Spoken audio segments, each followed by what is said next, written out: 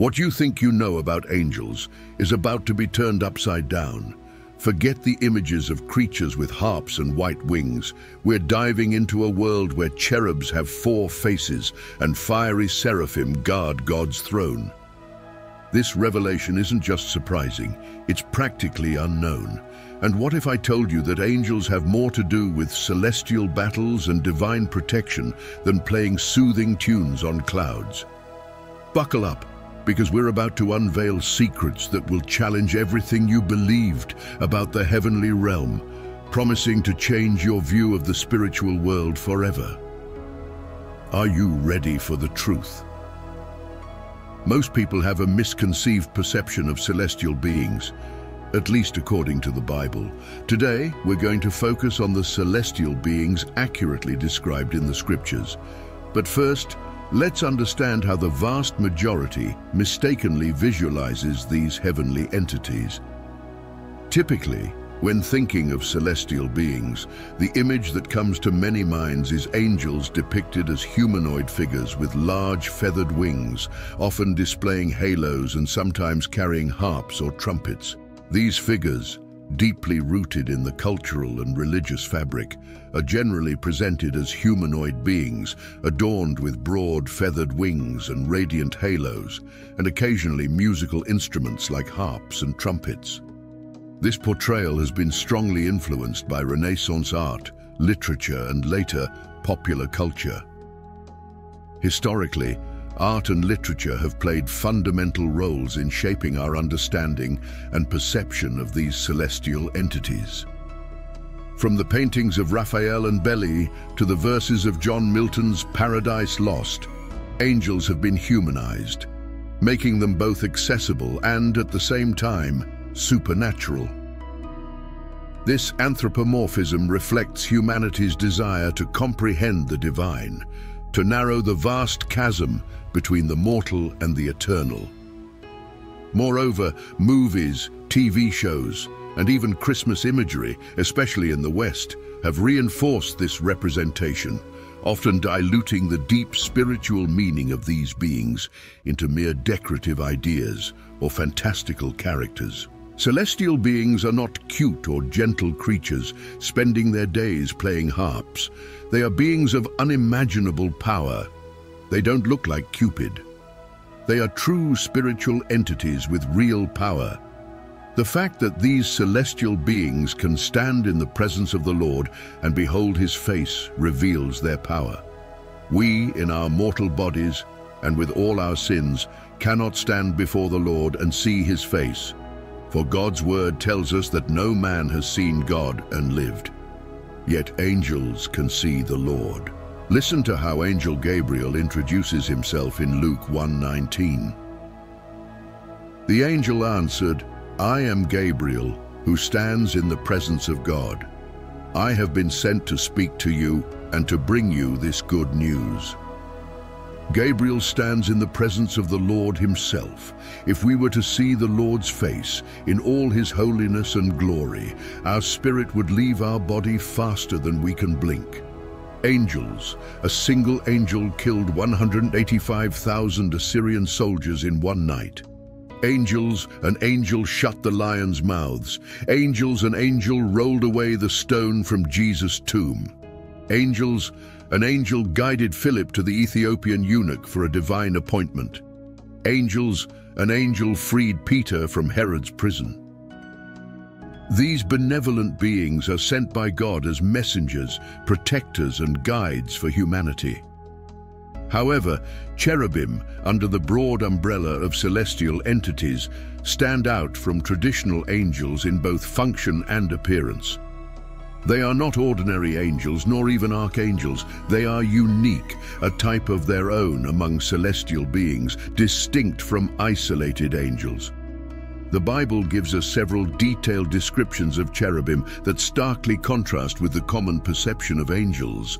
The most vivid description of cherubim is in the book of Ezekiel. In Ezekiel 1:5-11, it says, "From the midst of the storm came 4 living creatures.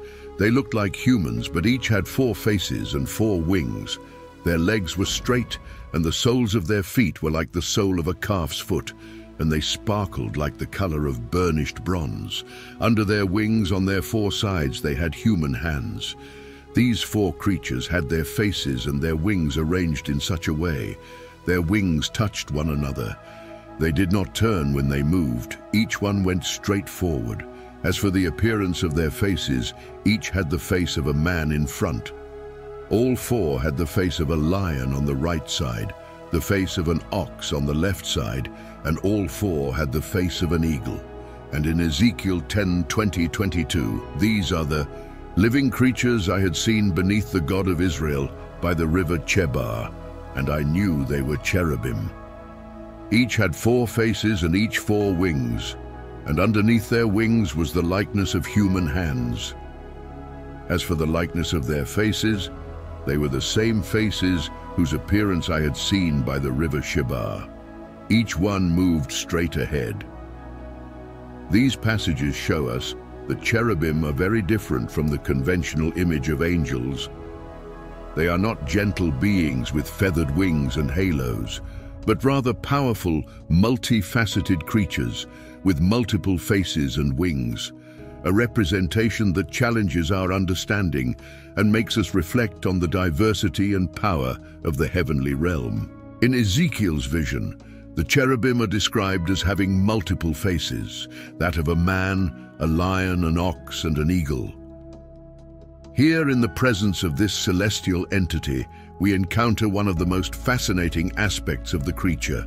It possesses the faces of earthly creatures. We know that cherubim were created before the world, as in the book of Job, we see that the sons of God, who were angels, rejoiced when God created the earth. Job 38:6-7. It's clear to us that angels precede the creation of the earth, and therefore also precede the creation of all living creatures on earth. Simply put, this means they precede the creatures they resemble. Isn't that intriguing? After studying this area of Scripture, I've never seen men, lions, oxen, and eagles in the same way again.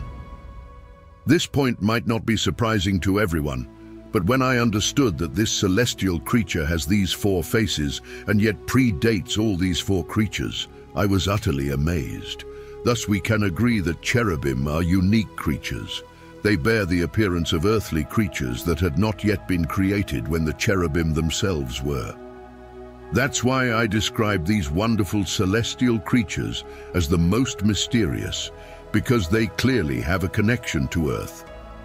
Yet the Bible does not reveal a vast amount of information about them.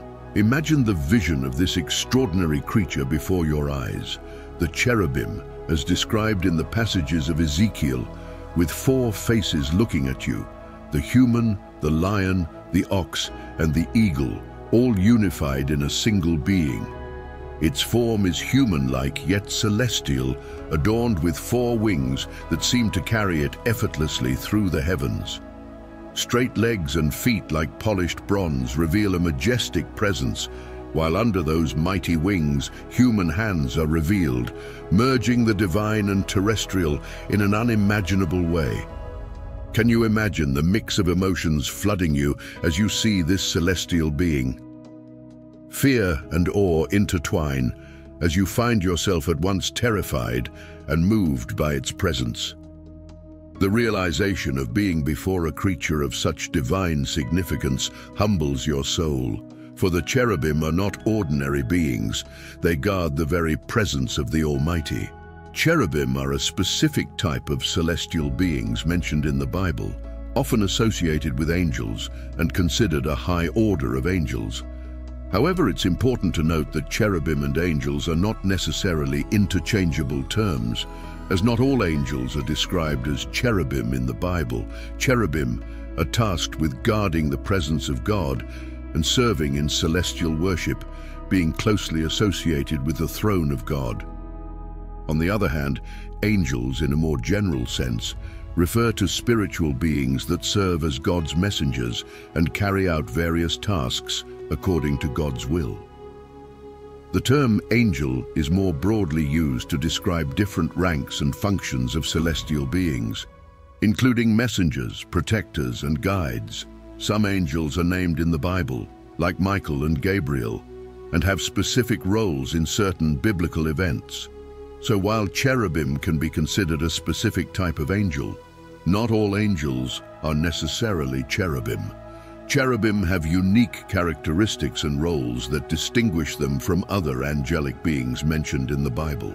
In the spiritual realm, there are many celestial beings that we cannot fully comprehend.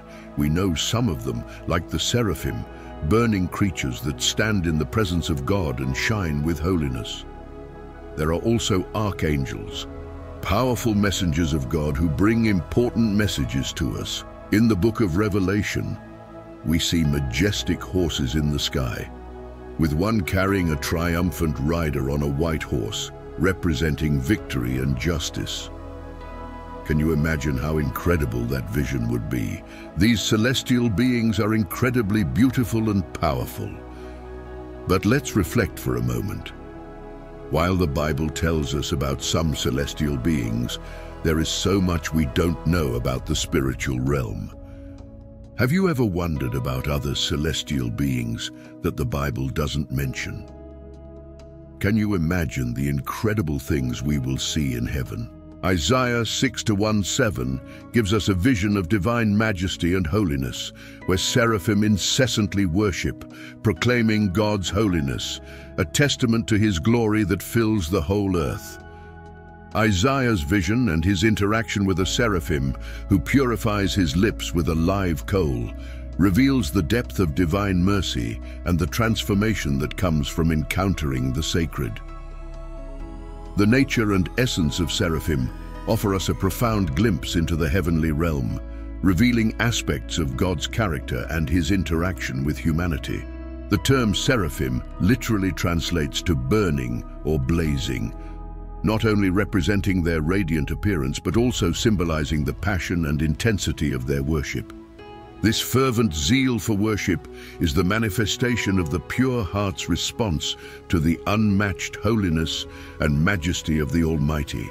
The very fabric of creation, from the galaxies that stretch across the vastness of the cosmos to the intricate design of the human soul, emanates from the profound brilliance of our Creator.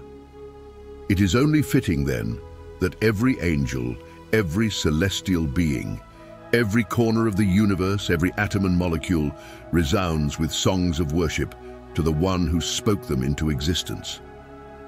God, in his unmatched majesty, wonder, and glory, did not merely create the world.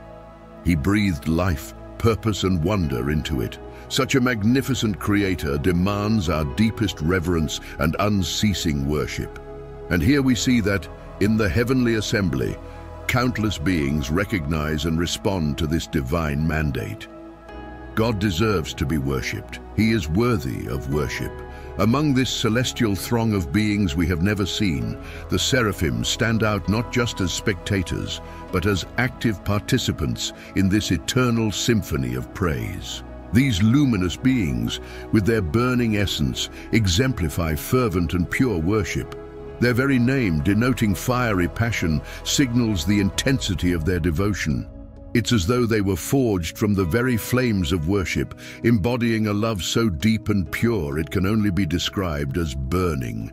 If these magnificent creatures, so close to the throne of God, are consumed with the desire to worship him, how much more should we, beneficiaries of his grace and love, be drawn to praise and honor the great Creator? In the presence of such inspiring devotion, may our hearts be ignited with the same burning passion to worship and exalt the Lord of all creation. In Isaiah's encounter, a striking feature of these beings is their 6 wings. 2 wings were used to cover their faces, an action not born out of fear, but of deep reverence and respect in the presence of the Holy One. Even the holiest of angels shielded their faces, indicating an acknowledgement of God's unparalleled glory.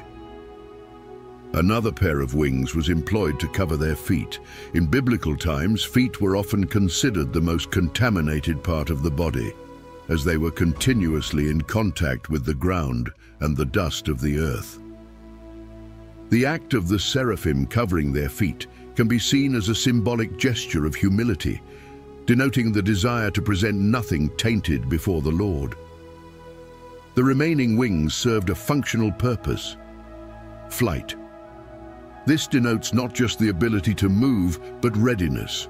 The seraphim are always prepared, always waiting on God, ready to respond immediately to His commands or proclamations. Their constant flight around the throne is a testimony to their vigilant and unceasing service. But it's not just their form and function that capture attention. The vocal exclamation of the seraphim, "Holy, holy, holy is the Lord Almighty, the whole earth is full of His glory," speaks volumes about their primary mission. This is not a casual statement, but a profound and resonant acknowledgement of a fundamental truth. The threefold repetition of the word holy is not merely a literary device. In Hebrew culture, repetition emphasized utmost significance. By declaring God's holiness 3 times, the seraphim magnified God's supreme holiness, a holiness unmatched and unparalleled. Furthermore, the impact of their proclamation is tangibly felt, with the very foundations of the temple shaking. This reaction is not just a physical manifestation, but a spiritual one. It reminds us that true worship, born out of a genuine acknowledgement of the nature of God, has the power to move not just hearts, but the very fabric of our surroundings. The temple filling with smoke in response to their voices underscores again the weight of God's glory. Throughout Scripture, smoke often represents the overwhelming presence of God, a powerful reminder of His majesty and holiness that permeates everything.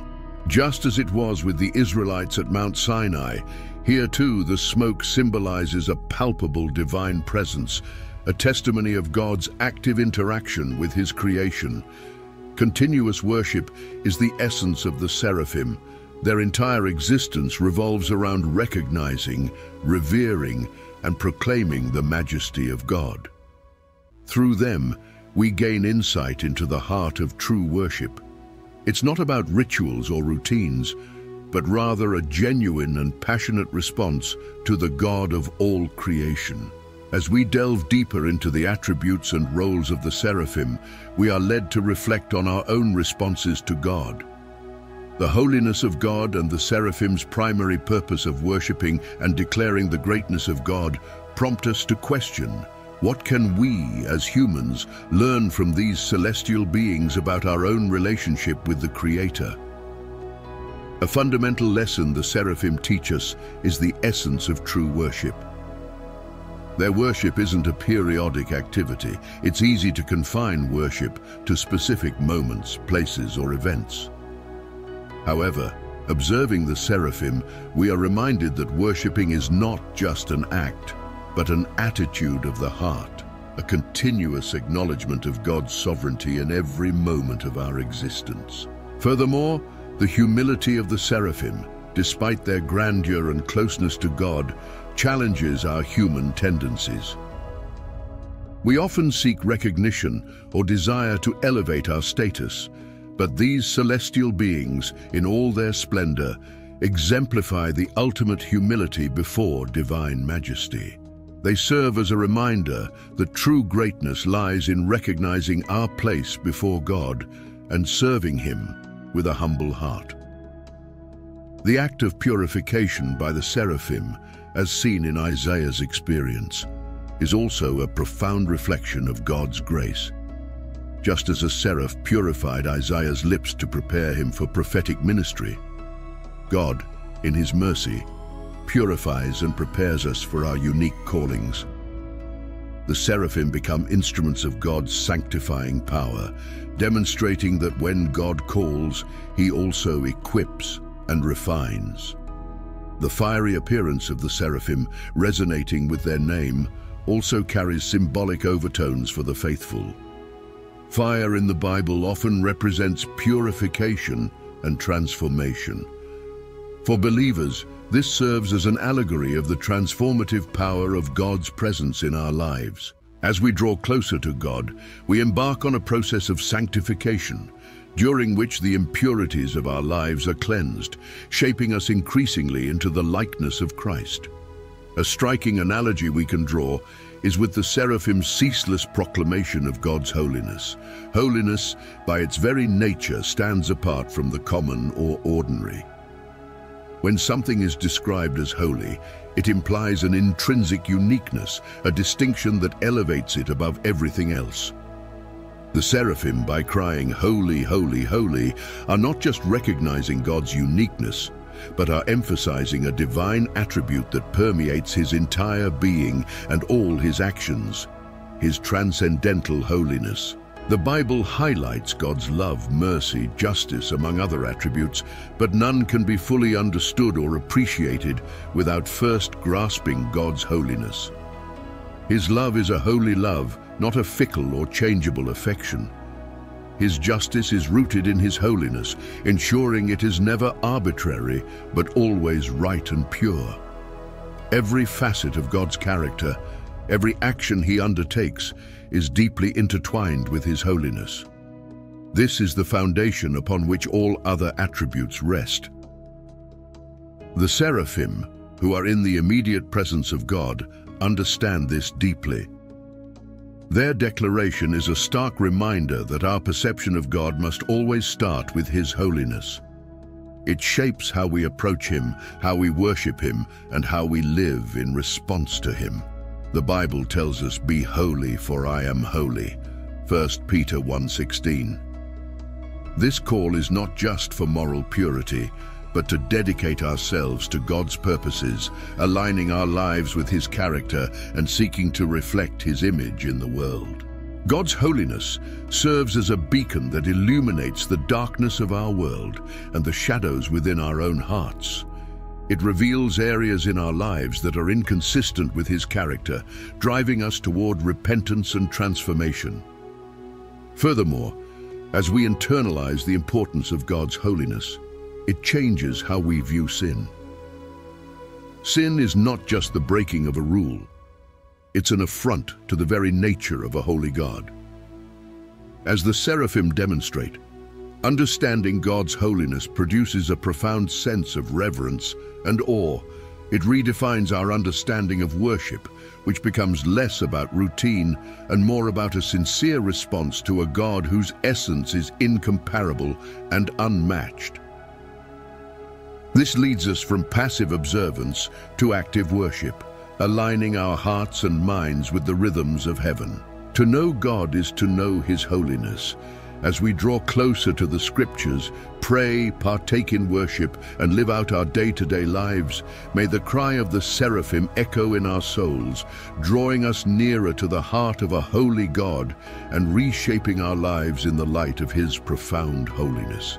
As believers, we are called to be witnesses of God's love and grace. Just as the Seraphim incessantly declare God's glory in the heavenly realms, we are tasked with spreading the good news of God's love and salvation on earth. Ultimately, the unwavering focus of the Seraphim on God underlines the importance of setting our sights on the eternal rather than the temporal. In a world full of distractions, the Seraphim exemplify what it means to have a singular focus on God. They do not waver, get distracted, nor lose sight of their purpose. This constancy serves as inspiration for the faithful to remain steadfast in faith, unshakable in the face of the world's challenges and distractions. In summary, while the Seraphim occupy a unique place, they offer us a valuable perspective on the nature of God and how we should relate to him. May we be inspired by their incessant worship and deep understanding of God's holiness, so that our lives reflect this eternal truth and draw us ever closer to the divine heart. As we draw nearer to him, we undergo a process of sanctification, where the impurities of our lives are cleansed, shaping us increasingly into the likeness of Christ. Another striking analogy can be seen in the Seraphim's ceaseless proclamation of God's holiness. Holiness, by its very nature, stands apart from the common or ordinary. When something is described as holy, it carries with it a uniqueness, a distinction that elevates it above all else. The seraphim, with their fervent cry of "Holy, holy, holy," are not merely acknowledging God's uniqueness, but are emphasizing a divine attribute that permeates everything He is and does, His transcendental holiness. The Bible highlights God's love, His mercy, justice, and many other attributes, but none of these can be truly understood or appreciated without first grasping God's holiness. His love is a holy love, not a fickle or changeable affection.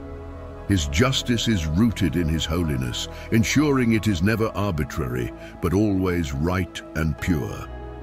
Every facet of God's character, every action He undertakes, is deeply intertwined with His holiness.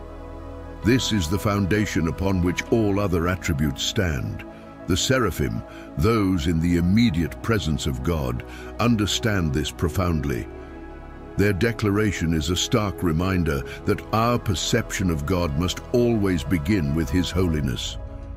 It shapes how we approach Him, how we worship Him, and how we live in response to Him. The Bible tells us, "Be holy, for I am holy," was Peter 1:16. This call is not just for moral purity, but to set ourselves apart for God's purposes, aligning our lives with His character and seeking to reflect His image in the world. The holiness of God serves as a beacon, lighting up the darkness of our world and the shadows within our own hearts. It reveals the areas in our lives that are inconsistent with His character, driving us towards repentance and transformation. Moreover, when we internalize the significance of God's holiness, it influences how we view sin. Sin is not merely the breaking of a rule, it's an affront to the very nature of a holy God. And as the seraphim demonstrate, understanding God's holiness produces a profound sense of awe and reverence. This redefines our understanding of worship. It becomes less about routine and more about a heartfelt response to a God whose essence is unparalleled and unmatched. Truly knowing God is to know Him in His holiness. As we delve into the Scriptures, pray, engage in worship, and live out our day-to-day, may the cry of the seraphim echo in our souls, drawing us closer to the heart of a holy God and reshaping our lives in the light of His profound holiness. As believers, we are called to be witnesses of God's love and grace. Just as the seraphim ceaselessly declare God's glory in the heavenly realms, we are tasked with the mission of spreading the good news of God's love and salvation on earth. Finally, the unwavering focus of the seraphim on God underscores the importance of setting our sights on the eternal rather than the temporal. In a world full of distractions, the seraphim exemplify what it means to have a singular focus on God. They do not waver, get distracted, or lose sight of their purpose. This steadfastness serves as an inspiration for believers to remain steadfast in faith, unshakable in the face of the world's challenges and distractions. Although the seraphim are celestial beings far removed from our daily experience, their existence and role in the spiritual realm offer valuable lessons for us. Their ceaseless worship and proclamation of God's holiness remind us that we should seek a deeper understanding and a closer relationship with the Almighty. They show us the value of unwavering devotion, profound humility, and the vital role we play as messengers of God's sanctifying grace. Now, speaking of angels, these fascinating creatures are a fundamental part of the spiritual realm, playing a significant role both in the Bible and in Christian faith. As we explore the universe of angels, we gain a deeper understanding of the divine plan for our lives and come to appreciate the divine beings who operate behind the scenes, protecting and guiding us. However, there is often some confusion about angels, especially when ancient Jewish texts, like the Book of Enoch, mix with the information found in the Bible. To clarify, let's highlight some angels named both in the Book of Enoch and in the Bible, and then focus specifically on the angels mentioned within the biblical canon. Among the most renowned angels, we have Michael, known in both Jewish and Christian traditions as a warrior protector, and Gabriel, described as one of the archangels tasked with delivering divine messages to humans. Raphael, associated with healing, and Uriel, linked to wisdom and guidance, are other examples of archangels whose stories inspire us and teach about the multifaceted nature of God. In the biblical canon, only 4 angels are named: Michael, the archangel; Gabriel, God's messenger; Lucifer, the fallen one; and Abaddon, also known as Apollyon, the destroyer. Gabriel and Michael are particularly highlighted for their significant roles in the spiritual realm. Gabriel is an imposing and glorious figure, mentioned in both the Old and New Testaments, and is considered one of the most prominent angels.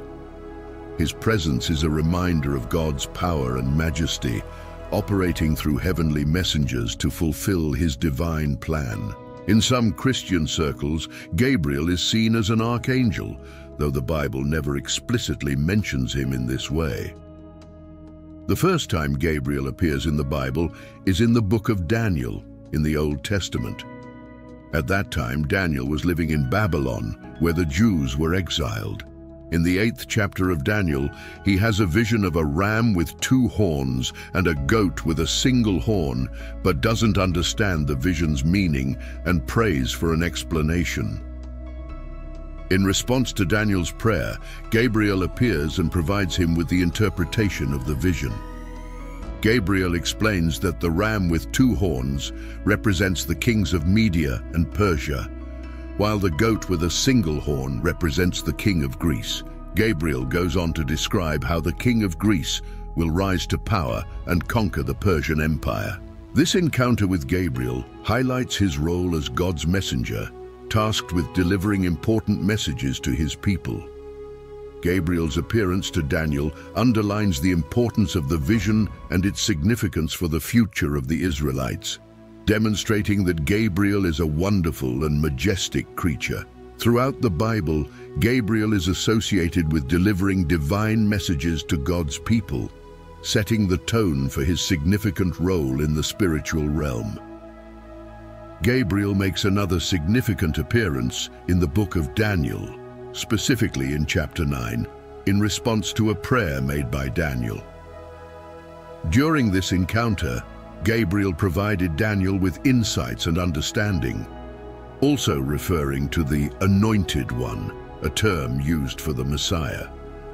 Then in the New Testament, in the book of Luke, Gabriel visits Mary to announce that she has been chosen by God to bear his Son, Jesus Christ, demonstrating that God is always active in our lives, sometimes sending his messengers to convey important messages.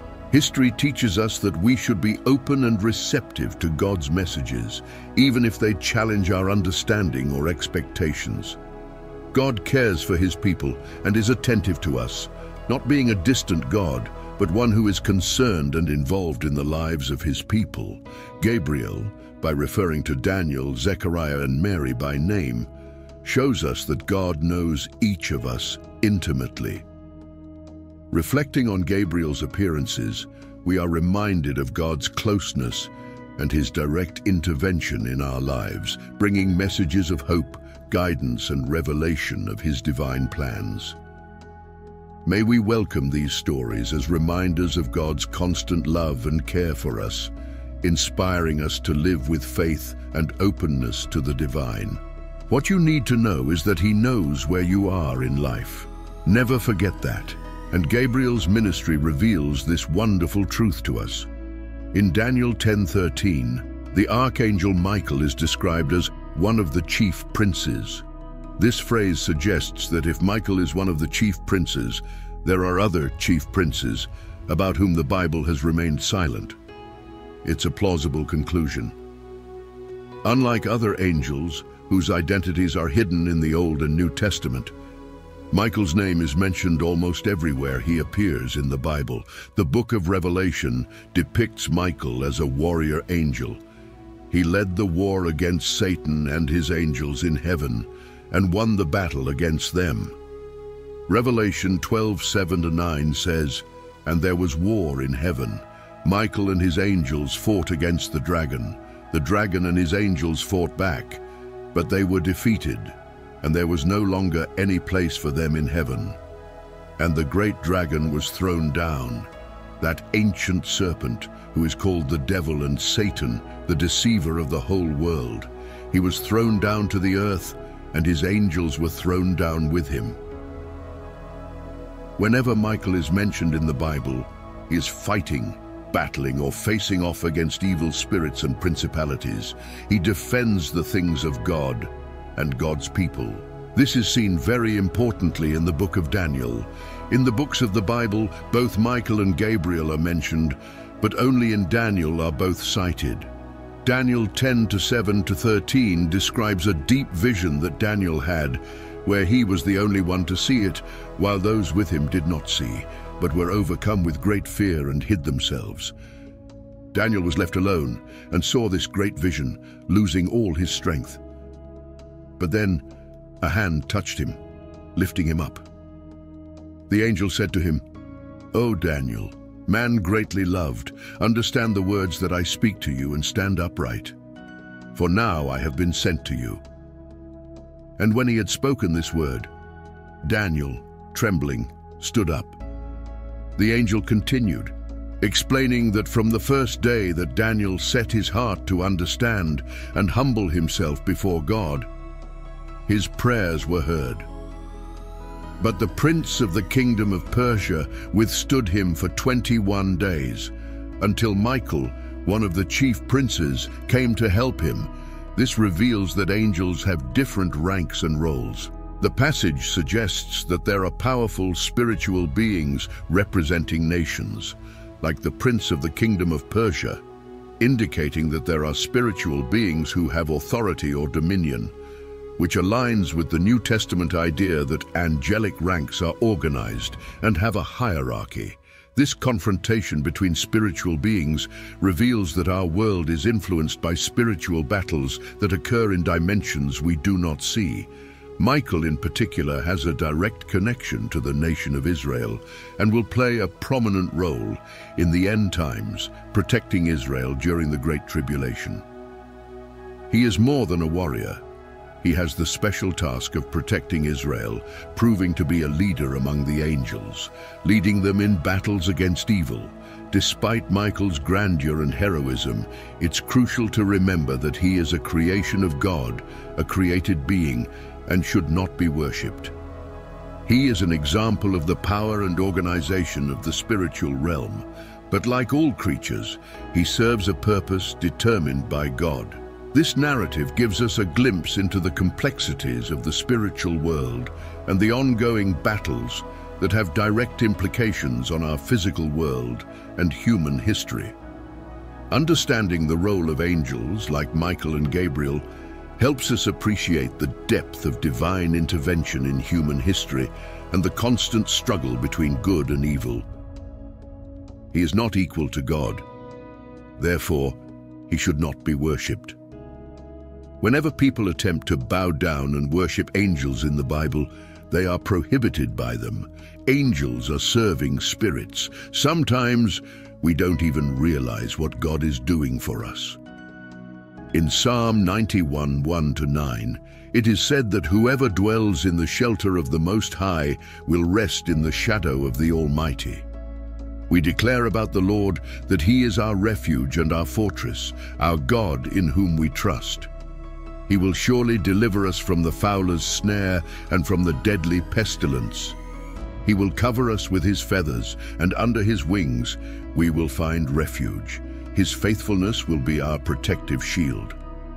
We will not fear the terror of night, nor the arrow that flies by day, nor the pestilence that stalks in the darkness, nor the plague that destroys at midday. 1,000 may fall at our side, 10,000 at our right hand, but it will not come near us. With our eyes only, we will observe and see the punishment of the wicked, for we have made the Lord our refuge, the Most High, our dwelling place, As believers, we know that God is always with us, protecting us and guiding us through life's challenges, but sometimes we don't even realize what God is doing for us.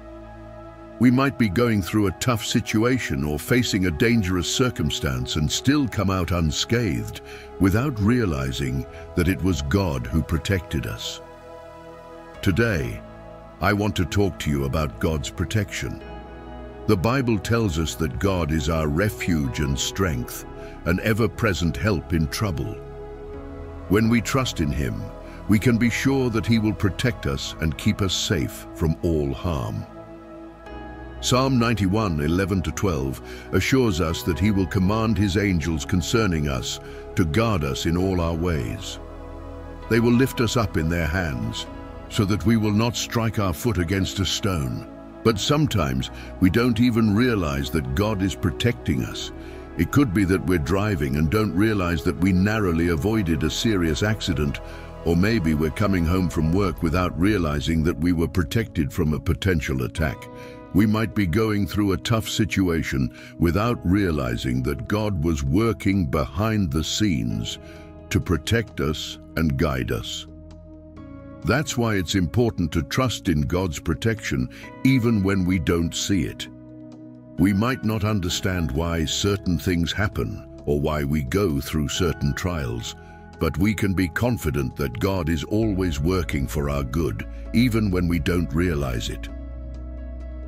You and I know that God has angels, and the Bible tells us that He assigns these angels the task of taking care of us. There are angels charged with protecting us in all our ways, wherever we're traveling. God's angels are watching over us, whether we're on our way to work, coming back home, heading to the store or anywhere else. There's at least one angel taking care of you. To this world, you might not matter. To this world, you might be irrelevant. To this world, you might just be another number or another body. But to God, you matter enough for Him to assign His angels to look after you. God has given you a mission to take care of you. You matter. You matter a lot to God.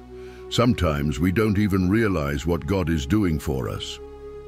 In Christianity, angels play a significant role in our lives and families, as well as in all areas of our existence.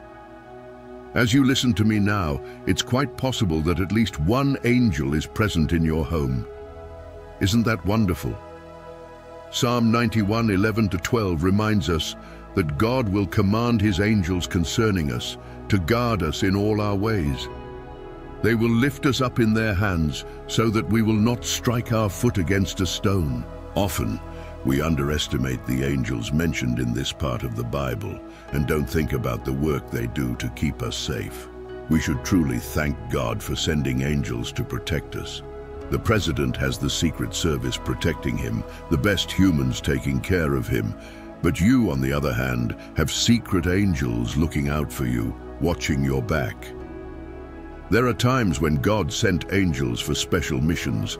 God sent angels to Lot, Abraham's nephew, who parted ways and went to Sodom and Gomorrah. The story I'm going to tell today speaks about the strength of faith and divine protection, elements that have spanned centuries and remain relevant today. Our journey begins in the ancient city of Sodom, a place marked by wickedness to such an extent that God decided to intervene in a drastic way.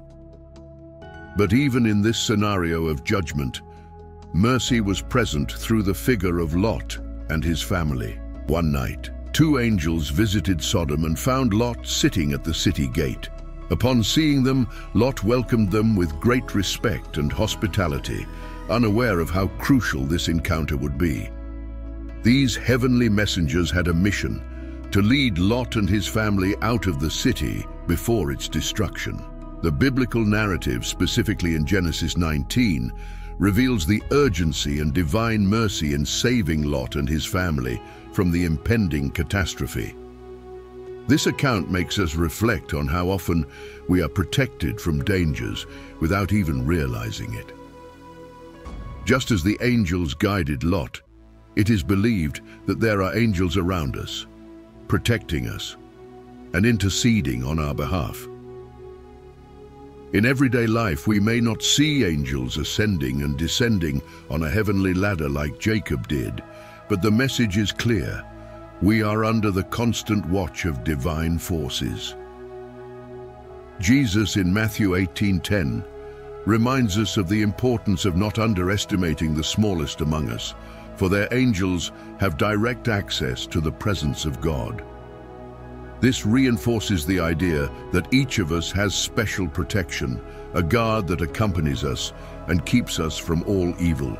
The truth is, we often go through difficulties and challenges without realizing the extent of divine protection over our lives. In Isaiah 43:2, there's a powerful promise that assures us, even when passing through deep waters or fire, we will not be consumed or drowned. God is with us at every moment, protecting us and guiding us through every obstacle. Romans 8:28 reiterates this promise, assuring us that God works in all circumstances for the good of those who love Him. This is a comforting truth, especially in times when we feel alone or challenged by life's adversities. So if you're going through a tough time, remember that you are not alone. The presence of the Lord is with you, guarding and strengthening you. God invites us to seek refuge and strength in Him, to pour our hearts out in His presence, trusting that He cares for us deeply, as taught in 1 Peter 5:7. Therefore, I encourage you to draw near to God, to seek His presence sincerely. Find a quiet place to talk with Him. Open your heart, share your worries and your dreams. God is always ready to listen, to comfort and to strengthen us. In His presence we can find peace, comfort, and the assurance that no matter what we face, we are not alone. God, with His infinite love and constant protection, is always with us.